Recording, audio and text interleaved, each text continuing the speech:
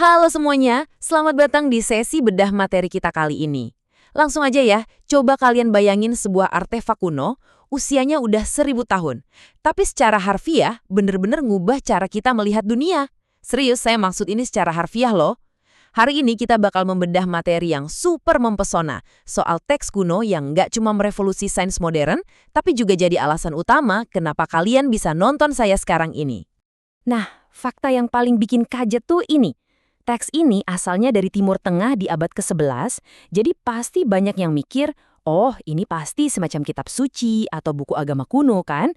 Ternyata, kalian keliru, teks ini murni sebuah mahakarya ilmiah. Terus, siapa sih sebenarnya penulis buku yang jadi andalannya tokoh-tokoh semacam Galileo atau Da Vinci? Coba deh pikirin nama-nama raksasa sains dan seni Eropa ini. Galileo, Kepler, Descartes, Da Vinci. Selama ini kita diajarin kalau mereka itu pionir luar biasa yang berdiri sendiri. Tapi dari mana coba mereka dapat fondasi ilmunya? Siapa sih sosok jenius yang namanya nyaris nggak kedengeran, tapi bukunya malah jadi bacaan wajib buat para pemikir terhebat di Eropa? Oke, kita masuk ke bagian 1, misteri buku 1000 tahun. Mari kita bongkar sama-sama identitas dari teks fundamental ini. Ini dia nih bukunya. Judul aslinya dalam bahasa Arab itu Al-Manazir. Waktu teks ini menyebar dan diterjemahin ke bahasa Latin, orang-orang mengenalnya sebagai Book of Optics atau buku optik. Sumber yang lagi kita bedah ini nekenin banget kalau ini adalah buku sains paling berpengaruh dalam sejarah sains Eropa dan bahkan global, khususnya di bidang optik. Kalau aja buku berusia lebih dari 1000 tahun ini nggak pernah ada, konsep kamera yang kita kenal sekarang ya kemungkinan besar nggak bakal pernah ada juga. Lanjut ke bagian 2. Siapa Ibnu Al-Haytham? Saatnya kita kenalan sama penulis jenius di balik buku yang mengguncang dunia ini. Penulisnya adalah Ibnu Al-Haytham, seorang ilmuwan muslim legendaris yang hidup di abad ke-11. Kalau di barat namanya tuh sering dilatinkan jadi Al-Hazen. Beliau ini hidup di zaman yang sering disebut sebagai Islamic Golden Age atau masa keemasan Islam. Walaupun nama beliau mungkin agak jarang kita dengar sekarang, tapi di Eropa pada masanya, wah, beliau itu udah disejajarin sama nama-nama besar kayak Isaac Newton. Karena dialah yang meletakkan dasar ilmu tentang cahaya, beliau pun diakui luas dan dijuluki sebagai Bapak Optik Modern. Masuk ke bagian 3, revolusi cara kerja mata. Di sini, kita bakal lihat gimana otak briliannya sukses mementakan sains kuno yang ya agak aneh. Gini ceritanya, sebelum ada Ibnu Al-Haytham, para ilmuwan Yunani kuno, bahkan filsuf sekelas Plato loh, itu punya teori yang kalau dipikir-pikir sekarang kocak juga.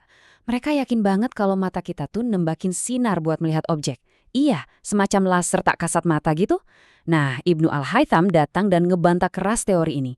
Dialah orang pertama yang ngebuktiin secara ilmiah kalau prosesnya justru kebalikannya. Mata kita lah yang nangkep pantulan cahaya dari luar. Wah, penemuan ini benar-benar mengubah segalanya saat itu. Hebatnya lagi, beliau tuh nggak cuma sekedar nebak atau berteori di atas meja loh. Beliau benar-benar memetakan bagian-bagian spesifik dari mata kita. Ada iris, pupil, kornea, retina, dan dia ngejelasin fungsi masing-masing bagian itu dalam mengatur masuknya cahaya. Semuanya dibuktiin lewat eksperimen yang sangat terukur. Gila nggak sih untuk ukuran 1000 tahun yang lalu? Kita sampai di bagian 4, penjara dan kamera obskura. Perjalanan beliau nemuin ini ternyata punya latar belakang yang lumayan dramatis. Jadi kisahnya, Ibnu Al-Haytham pernah dipanggil sama penguasa Mesir saat itu buat satu misi super mustahil, ngentiin banjir sungai Nil. Singkat cerita, usahanya gagal total, penguasanya ngamuk dong, dan akhirnya beliau dijeblosin ke dalam penjara.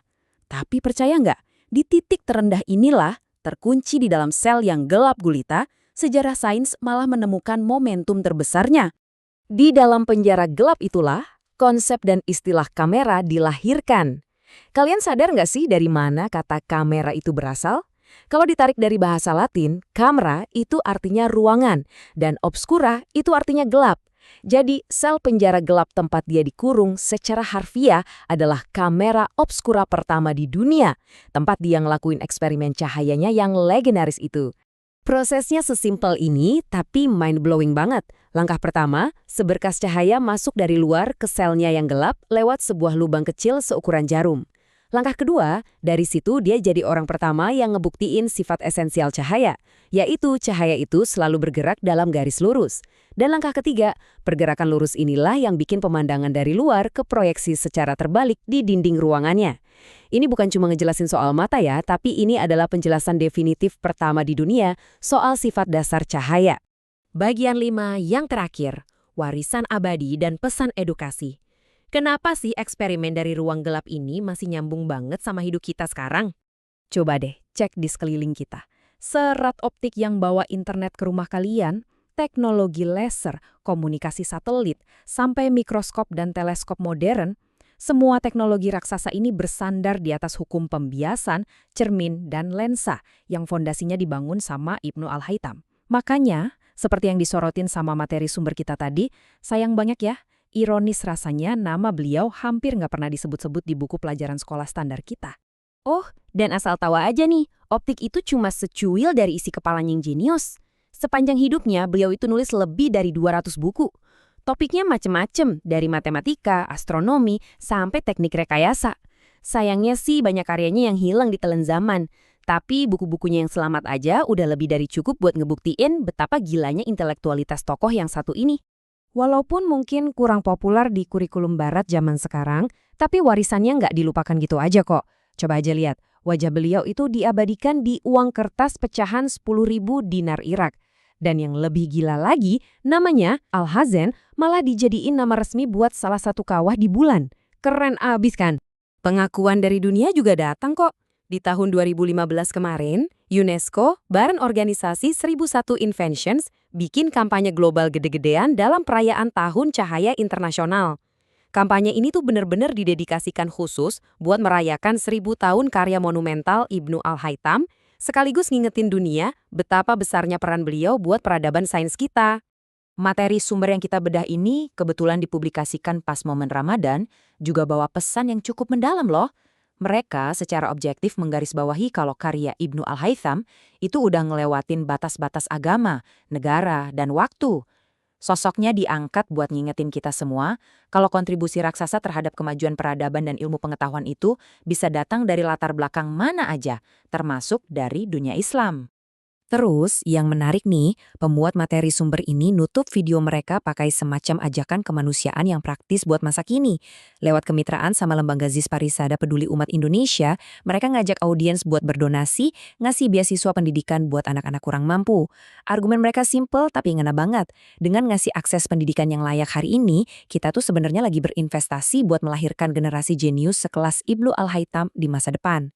Nah, itu ngebawa kita ke sebuah pertanyaan pamungkas ini. Luar biasa ya, eksperimen simpel dari balik jeruji gelap di Mesir 1000 tahun yang lalu nyatanya berhasil menerangi cara kita memahami alam semesta saat ini. Ini bikin kita mikir, kalau satu buku kuno yang sempat terlupakan aja bisa punya efek sedahsyat ini buat dunia modern kita, kira-kira ada berapa banyak lagi sih rahasia sejarah, ide brilian dan sosok jenius di luar sana yang masih sembunyi di dalam bayang-bayang, nunggu buat kita temuin lagi. Well, terima kasih ya udah gabung di sesi bedah materi kita kali ini. Teruslah kritis sama apa yang kalian pelajari, dan sampai jumpa di pembahasan seru berikutnya.